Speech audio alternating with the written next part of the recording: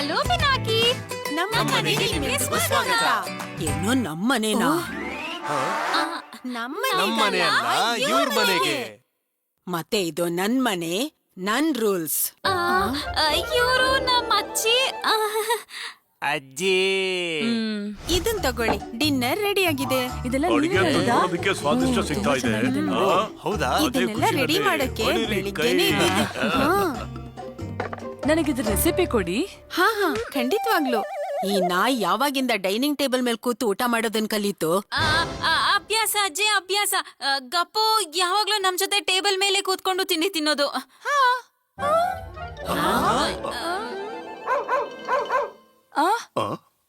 ತಿಂದಿರ್ಬಹುದು, ಆದ್ರೆ ನನ್ ಮನೇಲಲ್ಲ. ಮತ್ತೆ ಇದು ನನ್ ಮನೆ, ನಂದೇ ರೂಲ್ಸು. ಸಾರಿ ಗಪ್ಪು, ಇವತ್ ಒಂದಿನ ಅಡ್ಜಸ್ಟ್ ಮಾಡ್ಕೋ.